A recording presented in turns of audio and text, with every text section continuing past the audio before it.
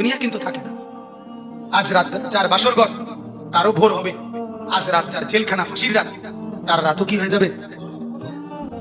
মদের আড্ডায় যে তারও ভোর হয়, আর আপনার হসপিটালে ব্যথায় যে কাতরায় তার রাতও কি হয়ে যায়, শেষ।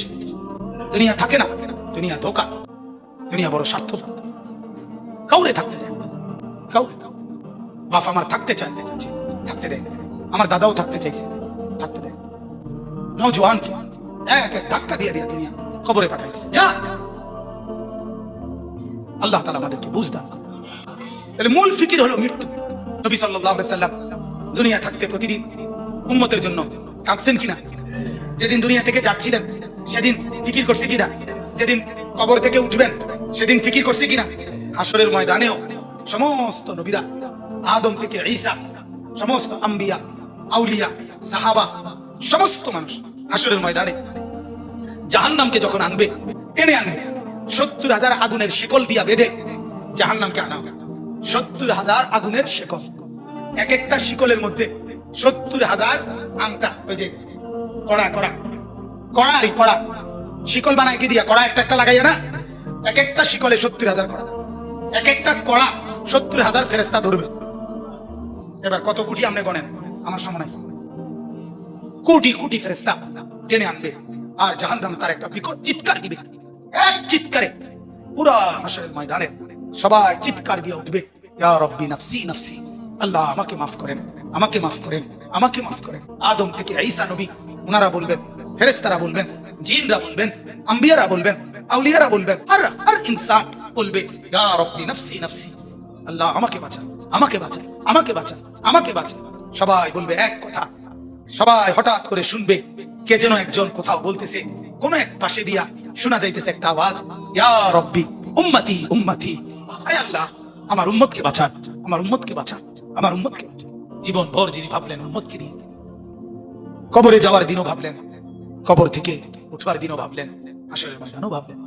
সেই তিনি পর্যন্ত, আমার বলার উদ্দেশ্য ছিল এই কথাটা, সেই নবী পর্যন্ত এত ফিকির যার উম্মতের জন্য, তিনি পর্যন্ত নিজের কথা ভাবছেন, নিজের ফিকির, ইসলাহে নফস, ফিকিরে নফস, এটাই পরিমাণ দরকার। ওলামায়ে কেরামকে বলি, ওলামায়ে কেরাম, আওয়াম সর্বসাধারণ আপনারাও তো বুঝেন, বাকি যারা আলেম আছেন আপনাদেরকে বলেন, নিজের ফিকির, ইসলাহে নফস আপনাদের জন্য জরুরি, আমার জন্য জরুরি, ইমাম সাহেবের জন্য জরুরি, খোদার কসম জরুরি। নিজের ফিকির, নিজের ফিকির, নিজের ফিকির, আমার সংশোধন, আমার খবর, আমার নিজের টেনশন দরকার। এটা আমাদের মধ্যে বড় ঘাটতি। সবার আগে নিজের ফিকির।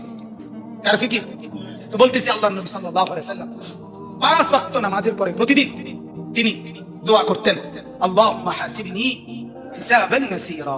আল্লাহ আমি মুহাম্মদ বলতেছি, আপনি আমারে দুনিয়ায় অনেক ইজ্জত দিবেন, আপনি আমারে আখিরাতে অনেক সম্মান দিবেন, আমি জানি, কইছেন আমারে, কিন্তু আল্লাহ আমার এত কিছুর পরেও আমার ভয় হয়, আমার হাসরের মাঠের ভয় লাগে, আমি মুহাম্মদেরও ভয় লাগে। আল্লাহ অতএব আমার হিসাব হাসরের দিন আপনি সহজ করে দিন, আমার ডর লাগে, হাসিবনি। তাহলে নবী সাল্লাল্লাহু আলাইহি সাল্লাম নিজের ফিকির করছেন কিনা বলেন? নিজের ফিকির। তাহলে আমার সবচেয়ে বড় ফিকির হলো আমার মৃত্যু পরবর্তী ফিকির। দুনিয়া কোনো না কোনো ভাবে পার হয়ে যাবে, রাত হলেও চিত হলেও, হাসলেও কাঁদলেও, সুখে থাকলেও দুঃখে থাকলেও, রাত হলেও দিন হলেও, কোনো না কোনো এক সুরতে, কোনো না কোনো একভাবে ঘন্টা মিনিট সেকেন্ড গুলো পার হয়ে যাবে। কিন্তু মৃত্যু এসে আবার যখন আমার নতুন অধ্যায় শুরু করবে, আমার জীবনের নতুন পর্ব যখন শুরু করবে দোস্ত, সেটা আর শেষ হবে, শেষ হবে। আখিরাত আর পরকাল, কবর আর হাসরের জাহান্নামের কষ্ট, যন্ত্রণা, দুঃখ আর মুসিবত মেরে মুহতারাম যখন শুরু হবে, সেটা আর কোনোদিন মৃত্যুর মাধ্যমেও শেষ হবে না। অতএব এখানে হেরে গেলে সমস্যা নাই, এখানে দুঃখে থাকলে সমস্যা নাই, এখানে অভাবে থাকলে অসুবিধা নাই, এখানে আর 10 জন সুখে থাকুক, আপনারে খোদাই কিছু দিল না, এত কোনো অসুবিধা নাই। কিন্তু মৃত্যু নামের যখন আমার আসবে, এরপরে যে অংশ শুরু হবে, সেখানে যদি আমি কামিয়াব হইতে পারি, সেখানে যদি আমি সফল হতে পারি, সেখানে যদি আমি মাফ পাইতে পারি, ওটাই আমার আসল সফলতা, ওটাই আমার আসল কামিয়াবি। ঠিক কিনা বলেন?